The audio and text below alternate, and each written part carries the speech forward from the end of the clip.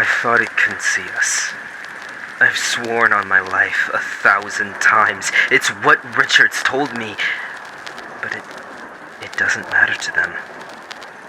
They all blame me. None of the others will even look at me. Not after what happened to Rachel and Collins.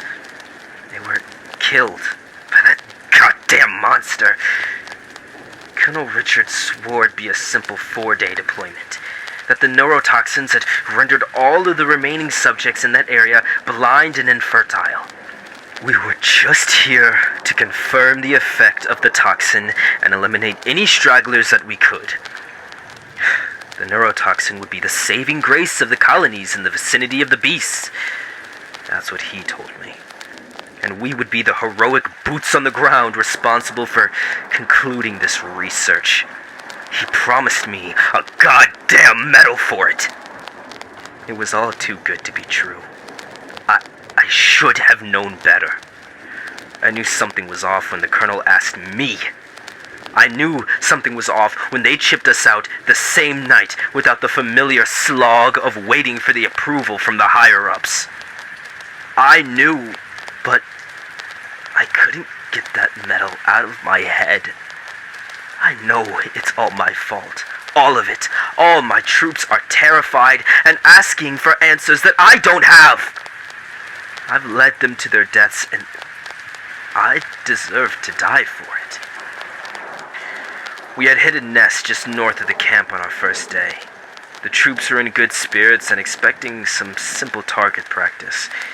But something was wrong. These raptors weren't blind, they were monstrous. Frenzied like nothing I have ever seen. But tearing each other limb from limb before they even detected us. They had been eating their young.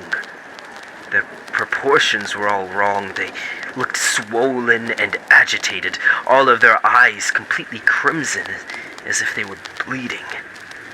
There was no opportunity for extracting samples.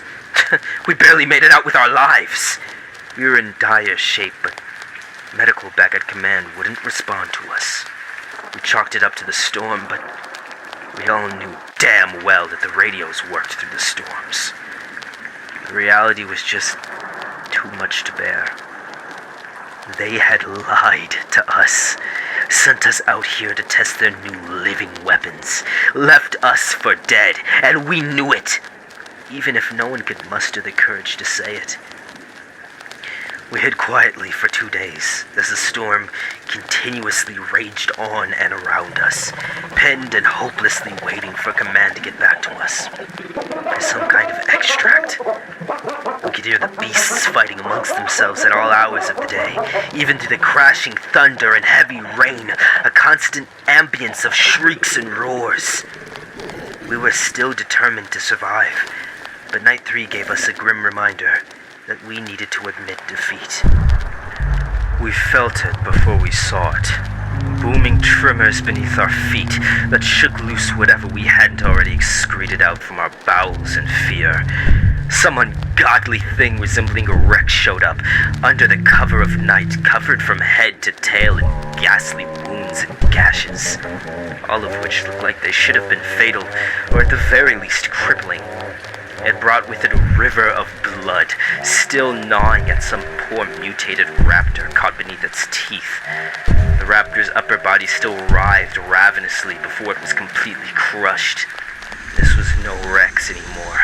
It stood some 30-odd feet tall, with the head and tail so swollen its body could hardly support them.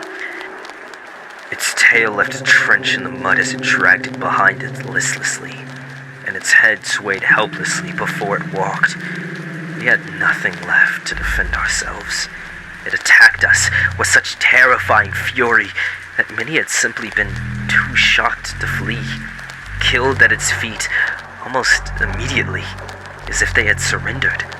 It threw itself at any movement, thrashing about the floor like an alligator engaged in a death roll.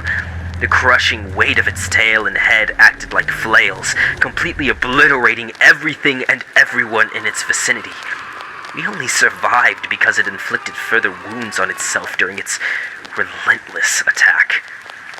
Even as it bled out and died, its body shook with such violent compulsions that we were convinced it would stand and launch itself at us again at any moment. We had no way off the planet. Most of the troops had joined a suicide pact, and I'm helpless to dissolve it. I do not deserve such a mercy as suicide. I will stay here and atone.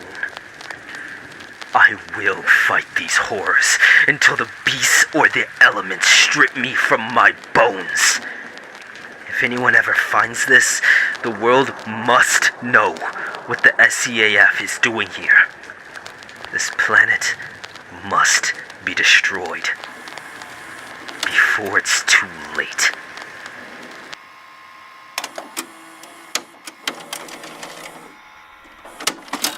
Final journal entry from Sergeant Leonard Jacoby from the Yulian 22 incident, dated April 2nd, 2016.